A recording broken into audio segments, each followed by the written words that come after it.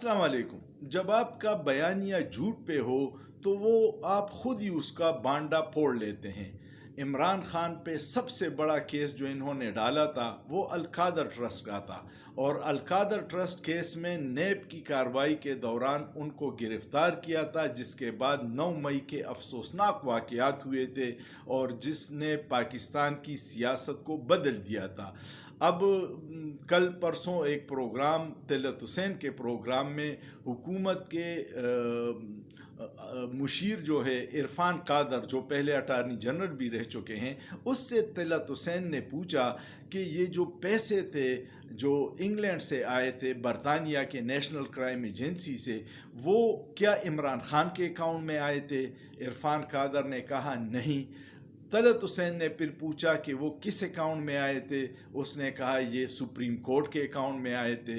तो तलत हुसैन ने पूछा कि फिर आपने इमरान खान पे पर्चा क्यों दर्ज करवाया है? उसने कहा वो इसलिए कि ये हुकूमत पाकिस्तान के अकाउंट में नहीं आए। तो तलत हुसैन ने कहा आप सुप्रीम कोर्ट को दरख्वास्त दे दें कि ये पैसे सुप्रीम कोर्ट के अकाउंट से हुकूमत पाकिस्तान के अकाउंट में ट्रांसफ़र कर दे। इसमें इमरान खान कहाँ आता है और करप्शन कहाँ आती है?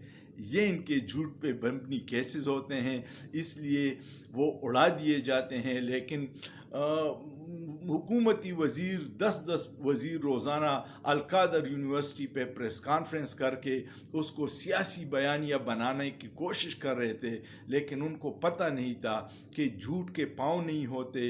ये पुराना दौर नहीं है, ये सोशल मीडिया का दौर है।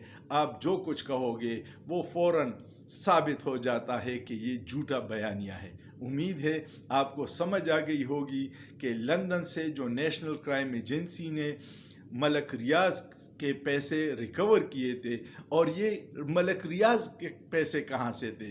मलक रियाज ने नवाज़ शरीफ के बेटे हसन नवाज से ये फ्लैट ख़रीदा था। अगर तहकीकाती एजेंसी आखिर तक जाए तो फिर शरीफ फैमिली पंसी जाएगी। तो ये वो पैसे थे जो सुप्रीम कोर्ट के अकाउंट में आए थे और अब भी सुप्रीम कोर्ट में पड़े हुए हैं, और FIR इमरान खान पे दर्ज हुआ है ना मज़े की बात। उम्मीद है आपको वीडियो पसंद आई होगी और अलकादर ट्रेस समझ भी आया होगा।